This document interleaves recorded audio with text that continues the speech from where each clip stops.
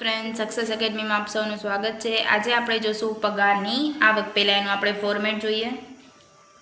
પગારની આવક દર્શાવતું પત્રક। એમાં કોણ કોણ આવશે તો કે મૂળ પગાર, ત્યારબાદ આવશે મોંઘવારી ભથ્થું, પછી આવે મનોરંજન ભથ્થું। અહીં ઘણી બધી વિગત આવી શકે છે, આપણે ખાલી એક એક્ઝામ્પલ માટે લખીએ છીએ। અન્ય ભથ્થાઓ કોઈ પણ આવી શકે। પછી આવે સવલતો, કઈ કઈ આપણને સવલતો મળે છે। પછી માન્ય પ્રોવિડન્ટ ફંડમાં માલિકનો વધારો, ત્યારબાદ આવશે બોનસ, કમિશન વગેરે। ઘણી બધી વસ્તુઓ આવે છે। આ બધાનો સરવાળો કરીએ એટલે આને કહેવાય ગ્રોસ પગાર। એમાંથી માઇનસ થાય ખાસ કપાતો। ખાસ કપાતો કઈ કઈ આવે તો કે એક આવે સ્ટાન્ડર્ડ કપાત, જે વધુમાં વધુ 50,000 સુધી હોય છે। ત્યારબાદ આવે કરમુક્ત મળી હોય તો તે, જે પણ આપણને મળી હોય। ચૂકવેલ વ્યવસાય વેરો આવે। આનામાંથી ગ્રોસ પગારમાંથી આપણે માઇનસ કરીએ એટલે આપણને જે જવાબ મળે એને કહેવાય કરપાત્ર પગાર। હવે જેમ કે મૂળ પગાર છે, મોંઘવારી ભથ્થું છે, મનોરંજન ભથ્થું, આ બધા માટે અલગ અલગ નિયમો છે જે આપણે લાઇન વાઇઝ જોઈએ। આમાં જોશું આપણે સૌપ્રથમ ઘર ભાડા ભથ્થું। ઘર ભાડા ભથ્થું એના માટે રૂલ છે। પહેલી વસ્તુ છે ખરેખર મળતું ઘર ભાડા ભથ્થું। ત્યાર પછી બીજો છે ખરેખર ચૂકવેલ ભાડું। ખરેખર ચૂકવેલ ભાડું એમાંથી માઇનસ થાય પગારના 10%, જેટલો પણ પગાર હશે એના 10%માંથી માઇનસ કરશું। અને ત્રીજું છે ભાડે રાખેલ મકાન જો મુંબઈ હોય, યા તો ચેન્નઈ હોય, યા તો દિલ્હી હોય, યા તો કલકત્તા હોય, તો પગારના 50% થાય। અને અન્ય સ્થળ હોય તો પગારના 40% હોય। જો તમને શું કીધું છે, ભાડે રાખેલ મકાને મુંબઈ, ચેન્નઈ, દિલ્હી કે કલકત્તા હોય તો પગારના કેટલા ટકા લેવાનું? 50%। અને અન્ય કોઈ પણ સ્થળ હોય તો કેટલા લેવાનું? 40%। પગાર એટલે કયો કયો પગાર આવશે? પગારની અંદર કોણ કોણ આવે તો કે મૂળ પગાર આવે, તો એમાં મોંઘવારી ભથ્થું હોય પ્લસ થાય, જે તમને આપી દીધેલું હશે। અને વેચાણ કિંમત હોય તો તે પ્લસ કરવાની, બાકી આપેલું ના હોય તો નહીં પ્લસ કરવાની। મોંઘવારી ભથ્થું હોય અને એ પણ નિવૃત્તિના લાભ માટે થતું હોય તો જ થાય। કોણ થાય? નિવૃત્તિના લાભ માટે હોય તો જ લેવાય, નકલ લેવાશે નહીં। 3 વસ્તુ મળી આપણને। સૌથી બીજું ખરેખર ઘરભાડા ભથ્થું, પછી બીજામાં શું કીધું તો કે ખરેખર ચૂકવેલ ભાડું અને પગારના 10% એમાંથી શું થઈ જશે? માઇનસ થઈ જાય।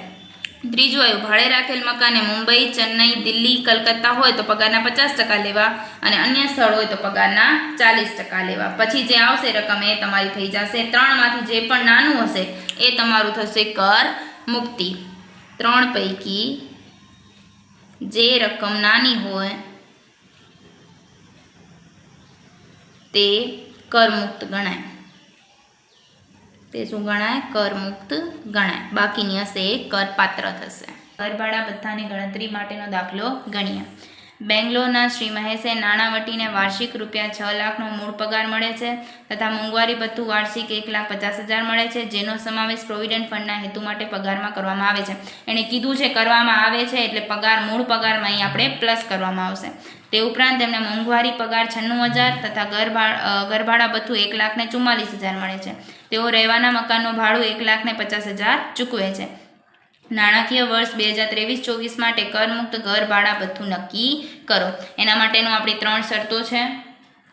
ઘર ભાડા ભથ્થું એના માટે 3 શરત હતી।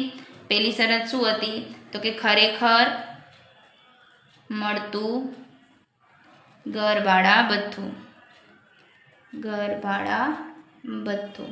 ત્યારબાદ બીજી શરત શું હતી? તો કે ખરેખર ચૂકવેલ ભાડું અને માઇનસ પગારના 10%. ત્યારબાદ ત્રીજી શરત શું હતી? તો કે પગારના, હવે જો આની અંદર આપણને કયું શહેર આપેલું છે? બેંગ્લોર આપેલું છે.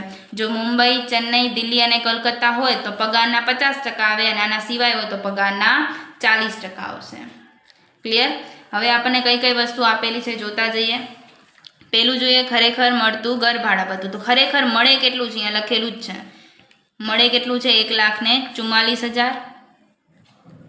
ત્યારબાદ બીજો રૂલ છે ખરેખર ચૂકવેલ. તો ચૂકવો કેટલું છે ભાડું? આયરું અહીંયા લખેલું જ છે કે ચૂકવે કેટલું છે? 1,50,000 માઇનસ પગારના 10% આવે. પગાર એટલે કયો પગાર લેવાનો આવશે આમાં? તો કે એણે કીધું છે કે મોંઘવારું જે ભથ્થું છે એ આપણે પ્રોવિડન્ટ ફંડના પગારમાં યુઝ કરવામાં આવે છે એટલે એ પણ આમાં પ્લસ થાય. એટલે મૂળ પગાર પ્લસ મોંઘવારી ભથ્થું થાય. મોંઘવારી પગાર ન થાય. શું થાય? મોંઘવારી ભથ્થું. તો મૂળ પગાર કેટલાનો છે? 6 લાખ અને મોંઘવારી ભથ્થું કેટલું છે? 1,50,000. એટલે કેટલું થશે ટોટલ? 7,50,000. તો 7,50,000ના 10%. 7,50,000ના 10% એટલે કેટલા થશે? 75,000. તો 1,50,000માંથી 75,000 માઇનસ કરીએ એટલે કેટલા આવશે? 75,000. ત્યારબાદ શું કીધું છે? પગારના 40%. પગાર એટલે કયો? 7,50,000 એના ગુણ્યા કેટલા કરશું? 40%. તો 7,50,000ના 40% એટલે કેટલા થશે? 3 લાખ. ક્લિયર? હવે શું રૂલ છે આપણો? કે 3 પૈકી જે ઓછી હશે તે શું થશે? આપણી કર મુક્ત થશે. 3 માંથી ઓછી કોણ છે? તો કે 75,000. તો અહીંયા લખીશું આપણે ઘર ભાડા ભથ્થા માટે કર મુક્ત રકમ કઈ આવશે? તો કે 75,000. તો કે કર પાત્ર કઈ આવશે? કર પાત્ર. તો કે કેટલું ખરેખર ભાડું મળતું હતું? 1,44,000 મળતું હતું. એમાંથી કર મુક્તિ કેટલાની મળે છે?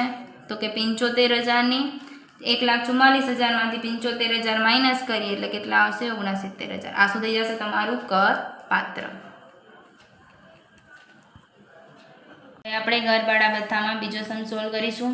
શ્રી અતુલ શ્રીજી લિમિટેડમાં માસિક ₹48,000નો મૂળ પગાર અને પગારના 50% લેખે મોંઘવારી ભથ્થું મેળવતા હતા. તેઓ આ કંપનીમાં 30મી નવેમ્બર 2022ના રોજ રાજીનામું આપીને છૂટા થયા અને તારીખ 1 જાન્યુઆરી 2023ના રોજ વિપુલ લિમિટેડ નોકરીમાં જોડાયા. વિપુલ લિમિટેડમાંથી મૂળ પગાર, મોંઘવારી ભથ્થું અને ઘર ભાડા ભથ્થું અનુક્રમે માસિક 64,000, 24,000 અને 8,000 લેખે મળે છે. વિપુલ લિમિટેડમાં પ્રોવિડન્ટ ફંડનો ફાળો મોંઘવારી ભથ્થા સહિતનો પગાર પણ ગણાય છે. આમાં કંઈ ઇન્ફોર્મેશન કીધી નથી શ્રીજી લિમિટેડમાં એટલે એમાં લેવાશે નહીં અને વિપુલ લિમિટેડમાં કીધી છે એટલે એમાં લેવાશે. શ્રી અતુલ તેમના રહેઠાણના મકાન અંગે ₹10,000નું ભાડું ચૂકવવા હોય તો આકારણી વર્ષ 23-24 માટે કરમુક્ત ઘર ભાડા ભથ્થાની ગણતરી કરો. પહેલું આપણે કરીએ શ્રીજી લિમિટેડ. તો એની કઈ તારીખ આવશે? તો કે 1/4/22થી ચાલુ થાય ને એને નોકરી ક્યારે છોડે છે? 30/11/2022ના. એટલે કેટલા મહિના થાય છે? તો ચોથા મહિનાથી 11મા મહિના એટલે કેટલા મહિના થાય? 8 મહિના. પહેલાં આપણે શરત જે છે આપણે એ લખી નાખીએ. સૌ પહેલી શરત કઈ આવે? તો કે ખરેખર મળેલ ઘર ભાડા ભથ્થું. ત્યારબાદ બીજી શરત કઈ આવે છે? તો કે ખરેખર ચૂકવેલ ભાડું અને માઇનસ પગારના 10%. ત્રીજું શું આવે છે? તો કે પગારના, હવે અહીંયા કોઈ ઇન્ફોર્મેશન આપેલી નથી એટલે ડાયરેક્ટ પગારના કેટલા ટકા આવશે? 40%. ક્લિયર? હવે ઘર ભાડા ભથ્થું કયું કીધું છે એણે? મળે. તો આપણે અહીંયા જોઈએ તો મળે છે કેટલું ઘર ભાડા ભથ્થું? ગુણ્યા 6,000 ગુણ્યા 8 એટલે કેટલા આવશે? 48,000. ત્યારબાદ ખરેખર ચૂકવેલ ભાડું. ચૂકવેલ ભાડા માટે નીચે ઇન્ફોર્મેશન આપેલી જ છે. 10,000 એ માસિક છે એટલે કે 10,000 ગુણ્યા 8 એટલે કેટલા થશે? 80,000 માઇનસ પગારના 10%. તો પગાર એટલે કયો પગાર? અહીંયા 48,000 છે. મૂળ પગાર એ જ આવશે પણ એ માસિક છે. આપણે એને શેમાં કરવો પડશે? વાર્ષિકમાં. તો કે 48,000 ગુણ્યા કેટલા માસ થશે? 8 માસ એટલે કેટલા આવશે? 3,84,000 એના કેટલા ટકા લેશું આપણે? 10% લેશું. તો 3,84,000 ના 10% એટલે કેટલા થશે? 38,400. તો 80,000 માંથી 38,400 માઇનસ કરીએ એટલે કેટલા આવશે? 41,600. ત્યારબાદ પગારના 40% એટલે 3,84,000 એના કેટલા ટકા? 40% એટલે કેટલા આવશે? 1,53,600. તો આ ત્રણ પૈકી ઓછું કોણ છે? તો કે 41,600. તો કરમુક્ત શું આવશે? કરમુક્ત તો કે 41,600. ક્લિયર? ત્યારબાદ હવે કોનું જોશું આપણે? આ શ્રીજી લિમિટેડનું હતું. હવે આપણે કોનું જોશું? વિપુલ લિમિટેડનું. વિપુલ લિમિટેડ. હવે એનું કઈ તારીખે આવશે? તો એ કઈ તારીખે નોકરીમાં જોડાય છે? 1 જાન્યુઆરીથી. અને ટ્રાન્ઝેક્શન આપણા ક્યારે પૂરા થાય છે? તો કે 31/3/23ના. કેટલા મહિના થશે? 1/1ના, 1 જાન્યુઆરીના. એટલે કેટલા થશે? 3 મહિના માટે થશે. એની પણ આપણે પહેલાં શરત લખી નાખીએ. ખરેખર મળેલ ઘરભાડા ભથ્થું. પછી બીજી શરત કઈ આવશે? ખરેખર ચૂકવેલ ભાડું માઇનસ પગારના 10%. ત્યારબાદ ત્રીજી શરત કઈ આવશે? તો કે પગારના 40%. ક્લિયર?